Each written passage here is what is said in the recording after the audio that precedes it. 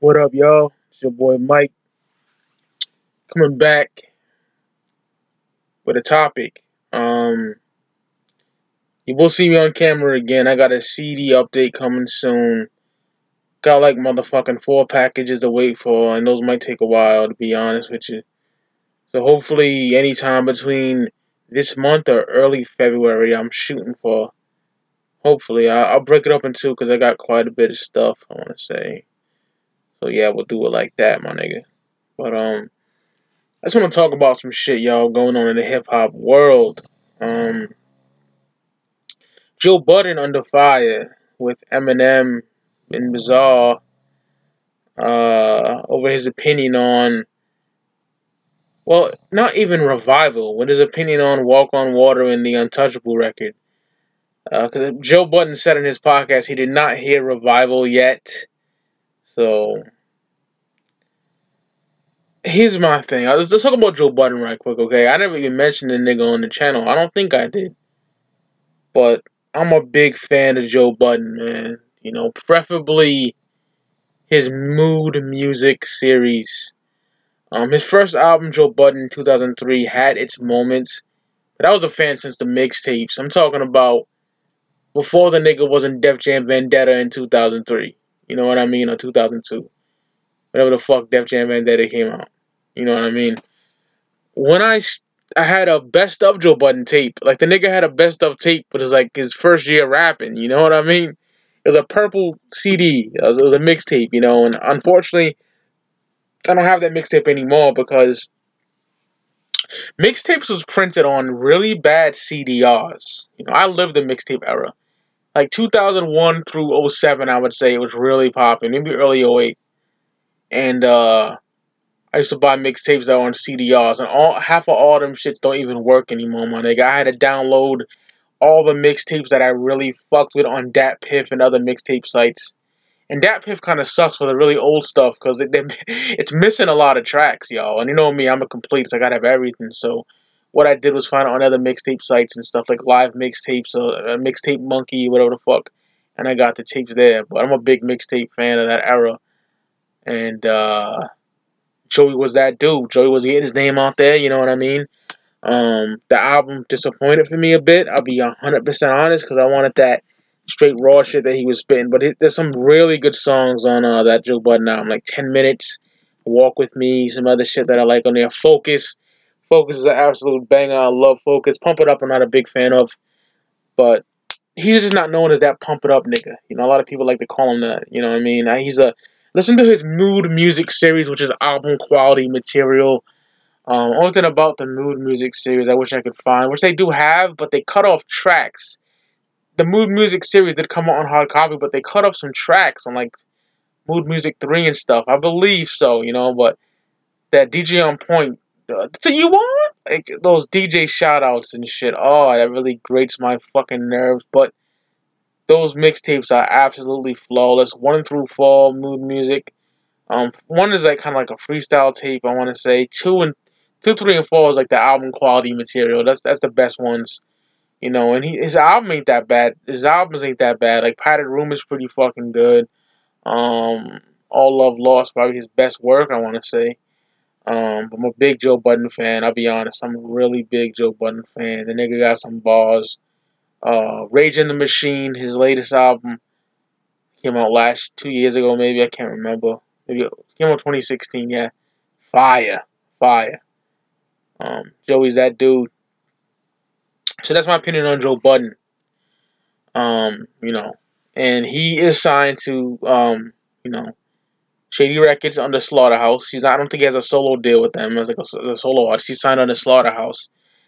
And what I respected about Joey is he gave his opinion about those tracks on the show Everyday Struggle, which is on Complex, and he's no longer on there anymore. Got to deal with Revolt, I believe, and he does his own podcast. And I like about Joey, he speaks his mind, you know what I mean? And I agree with him. You know, those songs are trash. The album is trash. You know, he didn't hear the album yet. He says he didn't hear it. But what the problem I have with Joey is he likes to backpedal.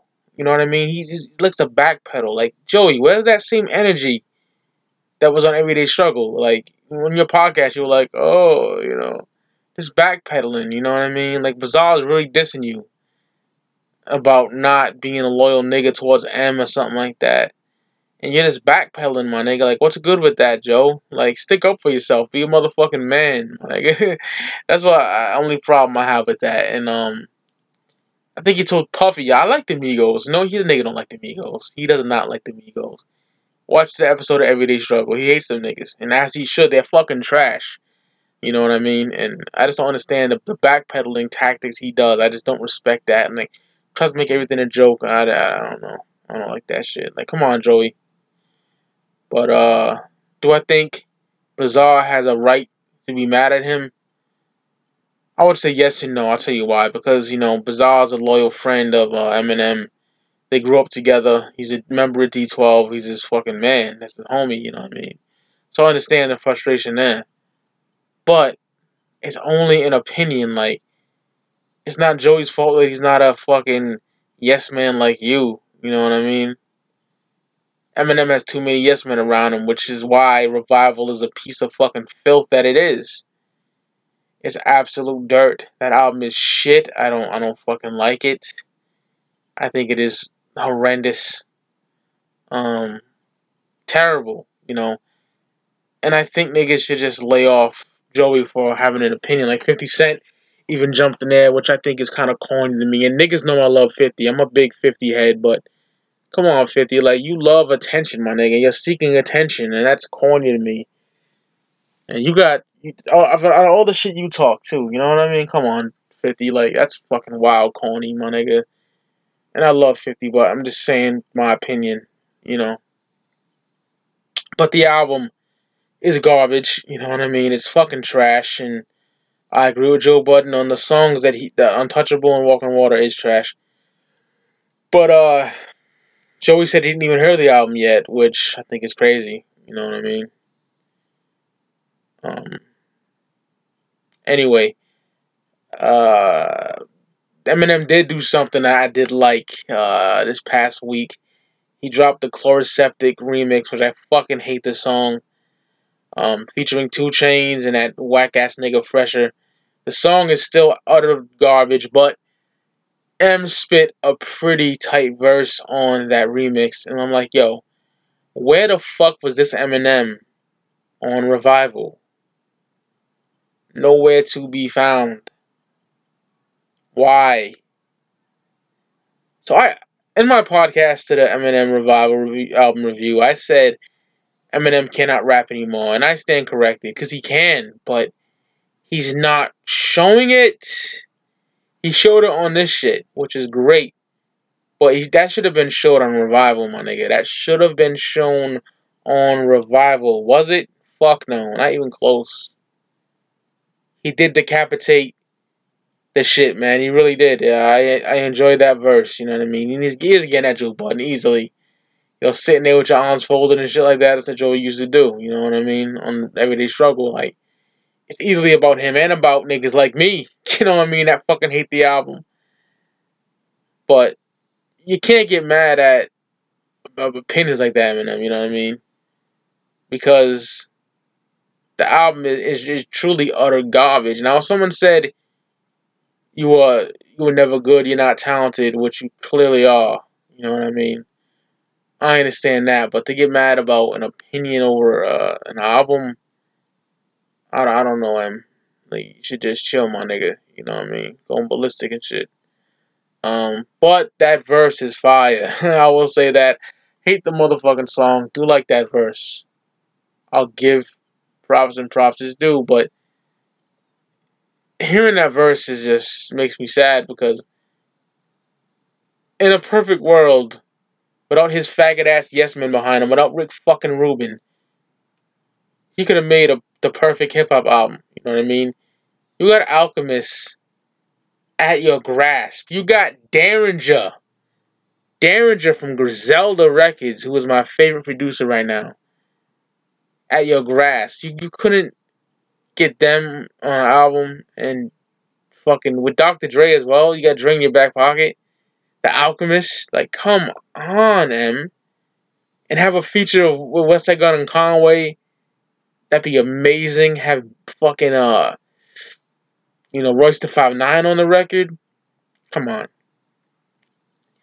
Y'all know my thoughts on Revival. We're not going to go on and on about that. But the shit with Joe Budden is, it was just a matter of opinion. That's all it was. You know what I mean? And Bizzare, like, Bizzare as a rapper, I'm not too big of a fan of. I do love his project with King Gordy called Lars, Last American Rockstar. That shit's flames. I can't wait till that album comes out. I'm fiending for that.